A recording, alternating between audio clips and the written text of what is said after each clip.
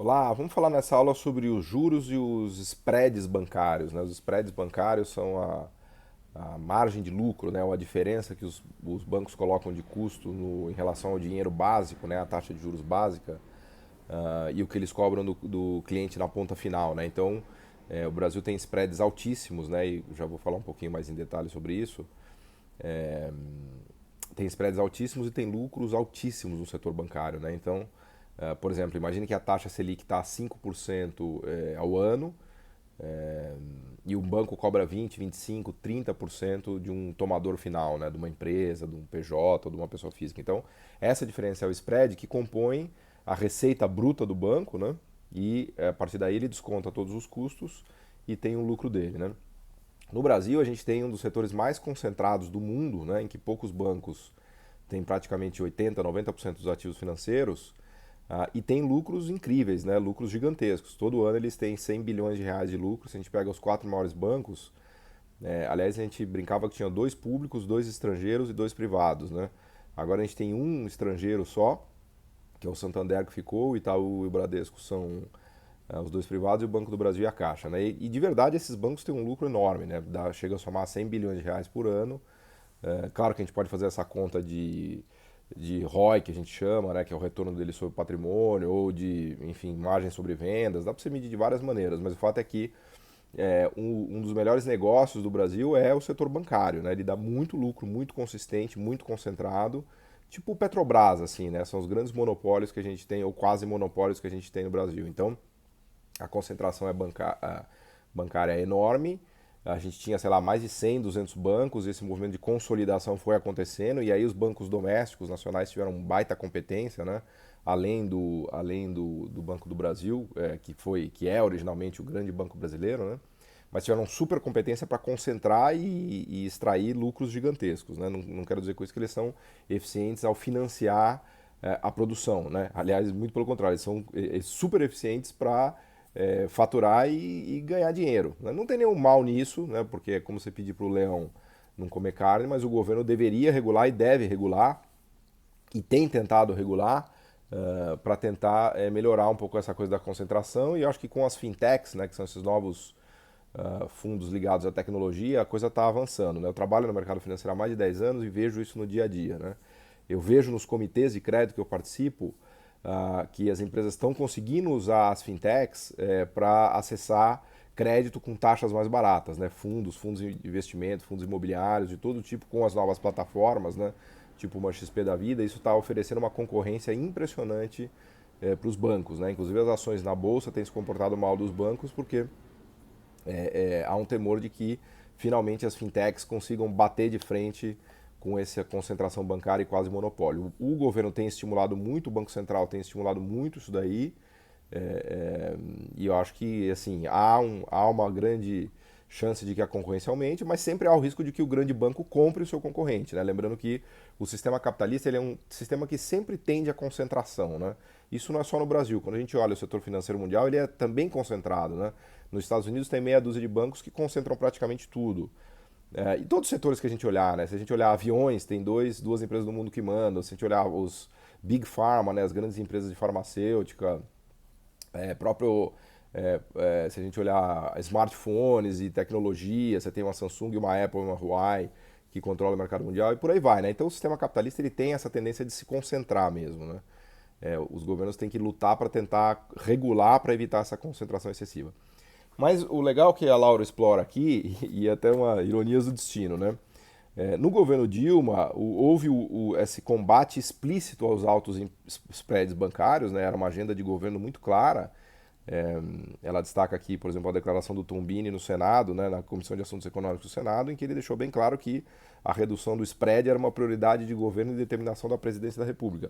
E para isso eles usaram, na época, a Caixa Econômica e o Banco do Brasil para reduzir spreads, né, porque são bancos públicos, e essa redução de spreads forçaria e forçou os bancos privados, aumentando a competição, né, nesse sistema oligopolizado, forçou os bancos privados a cortarem um pouco os juros e funcionou. Teve ali não resolveu, longe de resolver, mas aumentou um pouquinho a competição até o momento em que as taxas voltaram a subir por conta do debacle que veio em 2014, 15, 16, que a gente viu em outras aulas, mas teve um efeito ali. Agora, a ironia do destino é que neste governo, né, tanto na quadra Temer, Bolsonaro, principalmente no governo Bolsonaro, o governo tem usado a Caixa para reduzir juros de empréstimos, de novo, né, como bem a lá Dilma, né, especialmente no crédito imobiliário, o governo tem forçado muito a mão na Caixa, que ele é dono, né, e tem a Caixa, para você ter uma ideia, no crédito imobiliário ela tem mais de 50% no mercado, ela é praticamente monopolista desse mercado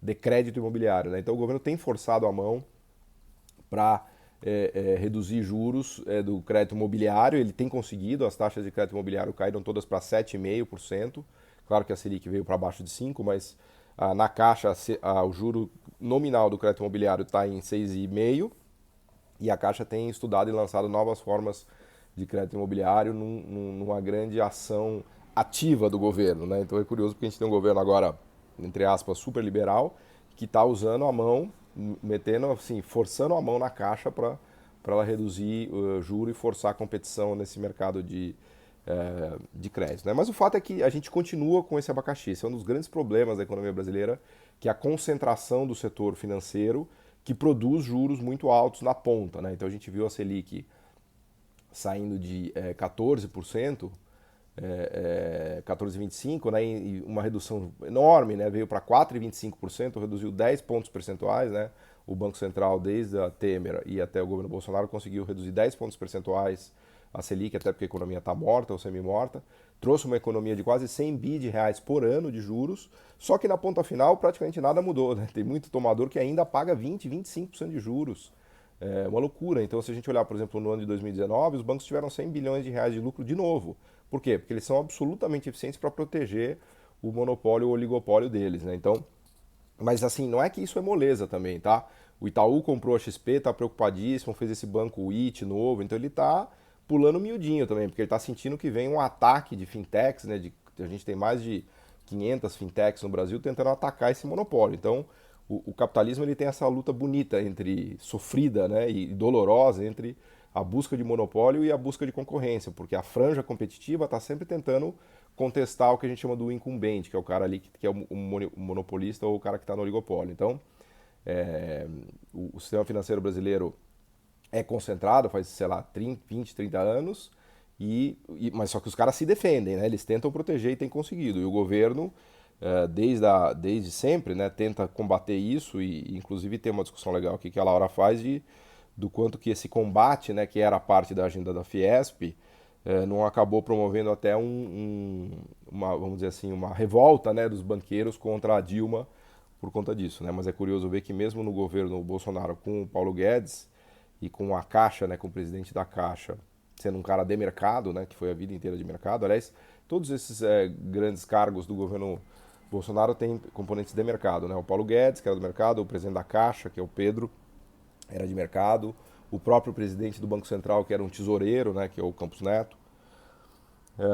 Mas vamos retomar um pouquinho aqui a argumentação da Laura, que é bem legal, né? Então, era uma determinação da Dilma reduzir os spreads, né? A medida foi implementada por meio da redução dos juros e ampliação dos limites para diversas linhas de financiamento do Banco do Brasil, e alguns dias depois a Caixa Econômica Federal tomou medidas semelhantes, né? Então, eles colocaram os bancos públicos para forçar a concorrência, né? Foram, assim, tomar uma saraivada de críticas do mercado, que é absurdo, como que o governo faz isso. Agora, obviamente que o mercado não está reclamando, né? Porque quem está fazendo isso é o time do Guedes, mas estão fazendo a mesma coisa que a Dilma fazia, né? Tentando forçar essa concorrência, né? E claro que isso tem um custo, né? Porque na medida em que a Caixa e o Banco do Brasil reduzem os spreads, eles estão lucrando menos. Vão na busca de conquistar mercado dos outros bancos, né? Do Itaú, do Santander, do Bradesco, mas se não conseguirem conquistar, eles estão reduzindo o lucro, porque estão reduzindo o spread para tentar estimular a concorrência. Então é uma decisão pública, mais pública do que privada, né? Tem uma coisa legal que isso, obviamente, começou a criar um enfrentamento com os bancos, né? Que a Laura destaca, à medida que atingia diretamente o lucro dos bancos, foi um gesto de enfrentamento com o poder financeiro do período, né? Foi recebida com enorme má vontade por analistas e representantes do mercado financeiro. De novo, pessoal, eu via isso no mercado, vejo, né, diariamente, né? Então isso daí foi uma das coisas que realmente desencadeou uma onda de críticas, né? ao governo Dilma. Só que tem uma divergência da Laura com o André Singer, que é um cara que eu acho muito legal, admiro, em relação aos efeitos disso, né? Ela destaca aqui um trabalho dele que é Cutucando Onças com Varas Curtas, né? E aí a Laura discorda do André e eu acho que a Laura está correta, né? Porque o André Singer ele dá um peso excessivo a esse confronto entre o governo Dilma e o mercado financeiro, né? É claro que houve essa tensão, foi permanente, né? Essa tensão, aliás, ela vem desde o início do governo Lula, né? Sempre houve uma tensão permanente porque, fazendo uma brincadeira, havia o medo de que o Lula fizesse uma revolução comunista no país, né? Que é uma ideia completamente estapafúrdia, mas em 2002, quando teve aquela escalada do dólar, né? Isso tinha muito a ver com esse temor do que o governo Lula ia fazer. Então o Lula, sabidamente ou sabiamente, né? Fica aí para vocês julgarem, colocou o Meirelles e o Palocci e trouxe o Marcos Lisboa para trazer pessoas mais alinhadas a um pensamento liberal de mercado para tentar aliviar essa tensão, né? Então, enquanto o Meirelles esteve na presidência do Banco Central, essa tensão foi mais ou menos administrada e entre, vamos dizer assim, desenvolvimentistas e monetaristas ou liberais, né? A equipe do Meirelles era bastante ortodoxa no Banco Central, né? Depois do governo Dilma, isso começou a ser flexibilizado um pouco, né? Porque o Tombini, que é um cara de extrema competência, a meu ver, mas ele já era um funcionário de carreira do Banco Central, portanto ele tinha um perfil mais de burocrata, né? E o Manteiga, certamente, muito mais desenvolvimentista que virou ministro da Fazenda, né? Então essa tensão ela foi mais para o lado do desenvolvimentismo, ou dos desenvolvimentistas, né? E o mercado começou a ficar cada vez mais cabreiro, né? Começou a ficar cada vez mais com o pé atrás. E nessa questão dos bancos, enfim, esse enfrentamento ficou mais claro, né? Só que o André Singer, ele dá um peso grande demais para isso, porque ele acha que foi isso que derrubou a Dilma, né? Que causou o impeachment, né? Diz ele aqui, citando agora a Laura, pegando esse trecho bem legal que a Laura cita, né? Então, enquanto pelo alto Dilma e Manteiga realizavam o ousado programa de redução de juros, desvalorização da moeda e controle de fluxo de capitais, subsídios ao investimento produtivo e reordenação favorável ao interesse público, no chão social e político, o vínculo entre industriais e trabalhadores se dissolvia e os empresários se unificavam contra o intervencionismo, né? Depois do início exuberante, o desenvolvimentismo foi contido pelo aumento dos juros. A partir de 2013 passou à defensiva. Sem contar com o apoio dos industriais e vendo a crescente atividade do bloco rentista, o governo ficou na defensiva até que assinou a rendição completa no final de 2014. Qual é a divergência aqui que a Laura destaca e eu concordo? Os empresários, eles não pararam de apoiar a Dilma porque eles quiseram fazer um veto explícito, né? Ou o que ela chama aqui do sociólogo alemão do Streeck, né? Do Wolfgang Streeck, da greve dos investimentos. Então não é que os empresários fizeram uma greve dos investimentos como um movimento político, né? Na opinião da Laura e na minha também. O que eles fizeram foi simplesmente parar de investir porque eles não viam mais oportunidades lucrativas, né? Eles sentiram que a economia estava desaquecendo, eles estavam muito endividados, estavam alavancados, as margens de lucro haviam sido comprimidas, né, desde o período do milagrinho, as desonerações da Dilma não foram suficientes, né? Então os empresários viam as vendas minguando, não tinham perspectiva de grandes ganhos no futuro e não investiram. Foi uma decisão econômica, não foi uma decisão política, né? E é nisso que eu concordo totalmente com o que a Laura destaca aqui, né? Porque o André Singer coloca essa questão como se tivesse sido um ato político dos empresários parar de investir e não um ato econômico, né? Resultante de uma decisão econômica, né?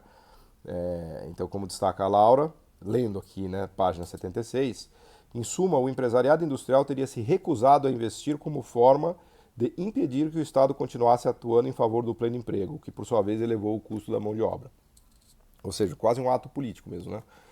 O problema é que, além da agenda Fiesp não ser tão progressista quanto pode parecer à vista, havia razões econômicas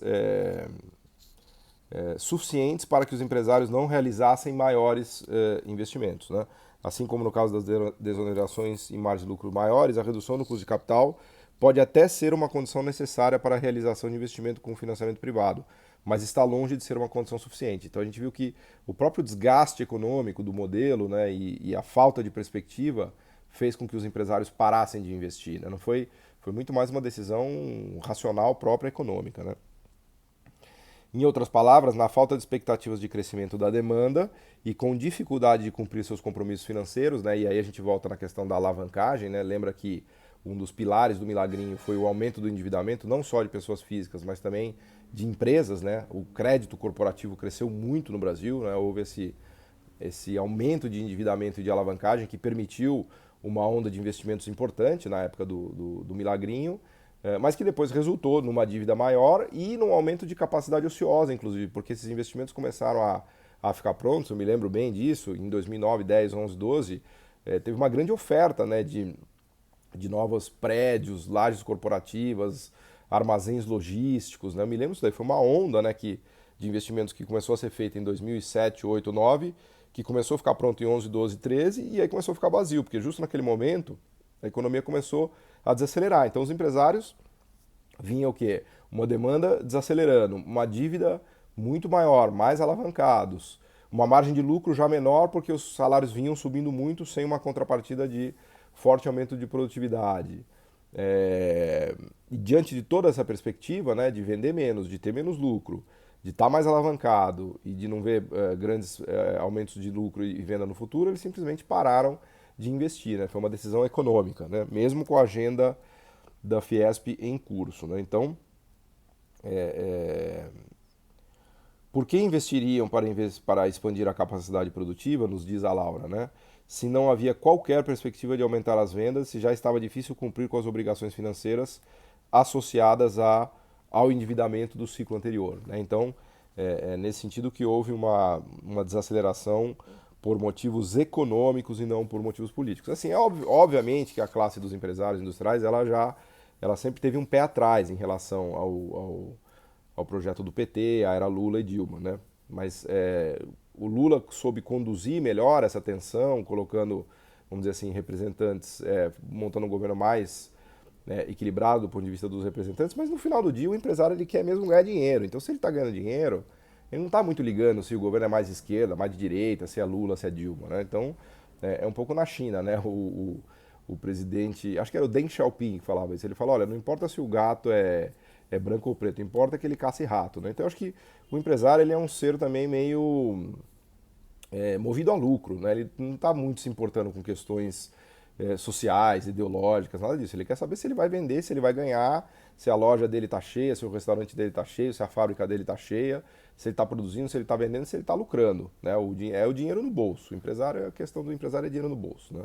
É a mesma coisa do leão. O leão ele vai comer carne. Ele não quer saber se está chovendo, se está fazendo sol, da onde que veio a carne, se o bicho sofreu, nada disso. Ele quer comer a carne dele, né? Então, eu acho que o ponto é mais esse mesmo, né? E acho que a Laura destaca bem essa coisa da motivação econômica, né? Então, essa discussão dos spreads e dos juros no Brasil era uma parte importante da agenda Fiesp, né? Que a Dilma construiu de tentar reduzir os spreads. Ela tomou passos concretos até, acho que importantes, no sentido de ela até fez escola, né, na medida em que ela usou a Caixa, o Banco do Brasil e agora o próprio Paulo Guedes está usando a Caixa para tentar fazer isso, né?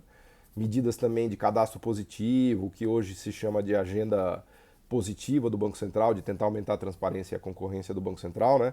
Muitas dessas coisas começou a ser feita lá atrás com o próprio Tombini, quando ele era presidente do Banco Central, né? Então acho que tem um legado aí legal e importante que vem andando. Tem melhorado, mas ainda temos um setor muito concentrado, os spreads ainda são muito elevados. E, de novo, eu falo isso da perspectiva de uma pessoa que trabalha num banco no mercado financeiro, eu vejo isso, né?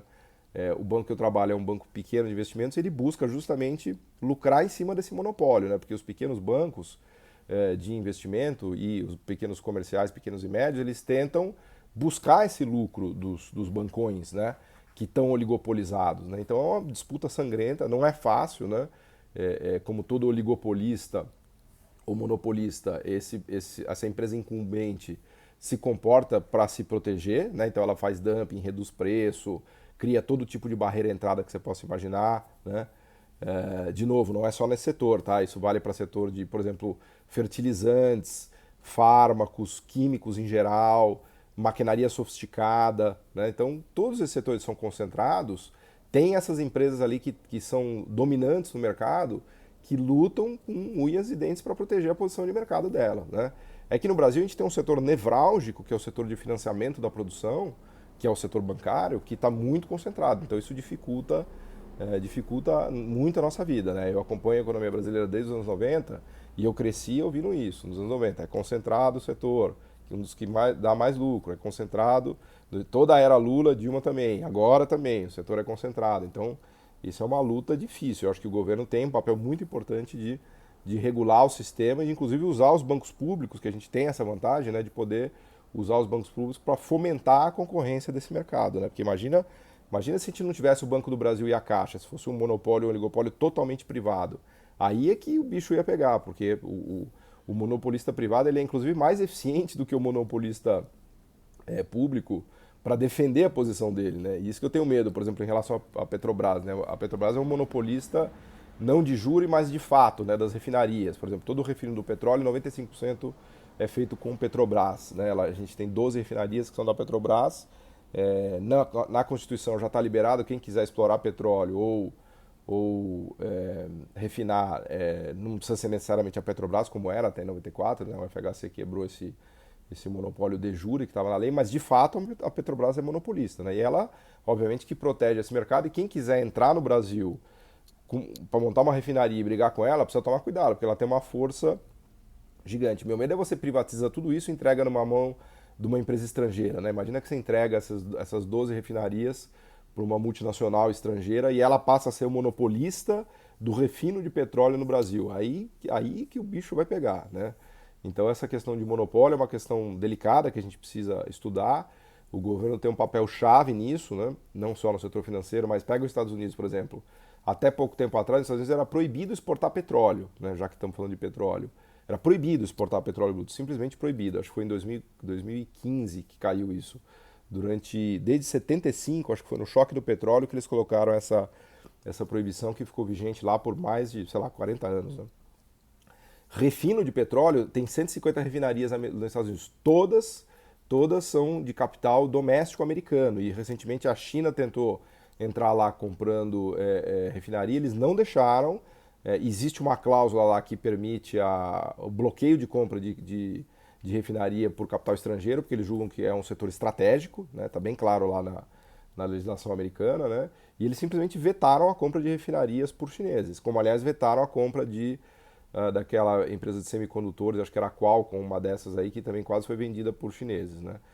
Lembrando que os Estados Unidos já está perdendo a guerra tecnológica porque eles não são capazes nem de fazer o 5G que os chineses fazem, que é a Huawei, né? Então, enfim, estou tergiversando aqui um pouco, acabei indo para aí por conta da discussão dos oligopólios e dos monopólios, mas então essa discussão dos juros e spreads, que está feita aqui bem legal na Lara, ela passa necessariamente por essa discussão da concentração do sistema financeiro brasileiro, que deve, obviamente, ser combatida pelo governo, né? O governo precisa tomar medidas para tentar aumentar a concorrência, a competição no sistema, e só aí o spread vai cair, né? Porque o spread, na verdade, é o lucro do monopolista, né? Os bancos falam que tem que pagar muito imposto, tem cunha fiscal, tem inadimplência, tudo isso daí é história para boi dormir, né? O fato é que o spread é alto porque eles têm poder de marcar, eles têm poder de precificar alto e lucram muito com isso, né? E são super eficientes para fazer isso. Tá bom? Obrigado.